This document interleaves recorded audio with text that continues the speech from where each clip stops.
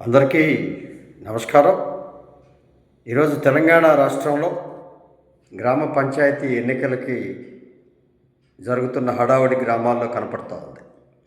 ఎన్నో సంవత్సరాల నుంచి ఖాళీగా ఉన్న గ్రామ పంచాయతీల్లోని పాలక వర్గాలకు ఇప్పుడు ప్రభుత్వం ఎన్నికలు నిర్వహిస్తూ ఉంది.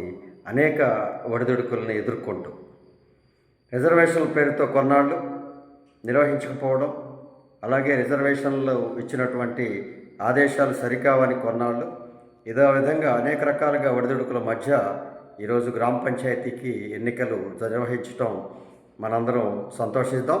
అలాగే గ్రామ స్వరాజ్య సాధన సమితి తరఫున నిలబడుతున్నటువంటి పోటీ చేస్తున్నటువంటి అభ్యర్థులందరికీ మా శుభాకాంక్షలు. ముఖ్యంగా ఈ పంచాయతీరాజ్ వ్యవస్థ ప్రజాస్వామ్యంలో ప్రధానమైంది. ఇది గ్రామీణ ప్రాంతాల అభివృద్ధి కోసం స్థానిక సంస్థల్ని స్థానిక ప్రభుత్వాలుగా రాజ్యాంగం నిర్మించింది.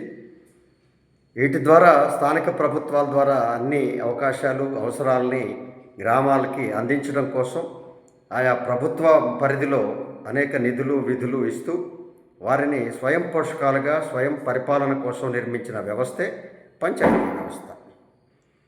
ఇంకా దాదాపుగా 5 దశాబ్దాలకు పైగా నిర్వహించబడుతున్న ఈ పంచాయతీరాజ్ వ్యవస్థలో అనేక మార్పులు చేర్పులు బలోపేతం చేయడానికి తీసుకున్నప్పటికీ అవి ఆచరణలో సాధ్యం కాని పరిస్థితులు మనం చూస్తూ ఉన్నాం. అనేక పోరాటాలు చేస్తూ ఉన్నాం, అనేక సంఘాలుగా ఏర్పడి. ఇప్పుడు మనం కూడా ఈ పంచాయతీరాజ్ వ్యవస్థని స్వయం ప్రభుత్వంగా నిర్వహించడానికి జరిగే ఎన్నికల్లో ప్రజలందరూ కూడా మంచి సమర్థత కలిగిన విద్యావంతులైన యువకుల్ని లేదా పెద్ద మనుషులుగా ఉన్నటువంటి నిజాయితీ పరుల్ని గ్రామంలో ఎంచుకోవాల్సినటువంటి అవసరం ఉంది. ఎందుకంటే గ్రామాభివృద్ధి ఆ సర్పంచ్ మరియు పాలకవర్గం మీదనే ఆధారపడి ఉంటుంది. సరైన వ్యక్తిని ఎంచుకోలేనప్పుడు అవి పరిపాలన సక్రమంగా జరగక ప్రజలకు అసౌకర్యం ఏర్పడుతుంది. ప్రభుత్వం అందించేటువంటి సంక్షేమ ఫలాలు ప్రజలకు అందించడంలో వైఫల్యం జరిగి గ్రామం అభివృద్ధి వైపు కాకుండా వెనుకబాటుతనానికి ముందుకు సాగుతుందని చెప్పడంలో ఎలాంటి సందేహం లేదు. కాబట్టి ప్రజలందరూ తమ ఓటుని మంచి అభ్యర్థికి వేయండి.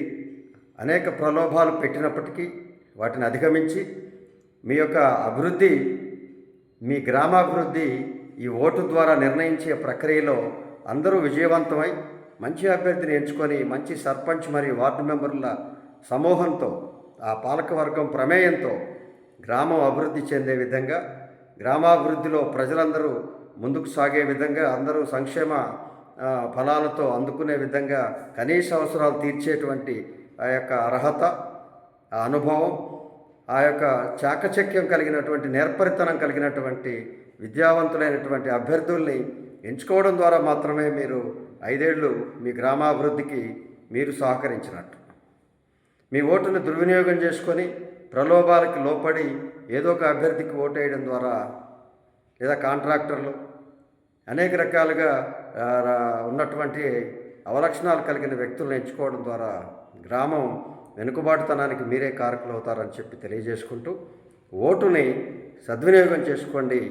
ఓటు ద్వారా వచ్చేటువంటి గ్రామాభివృద్ధికి మీరే సహకరించండి అని చెప్పి గ్రామ స్వరాజ్య సాధన సమితి తరఫున మీ అందరినీ కోరుకుంటాం.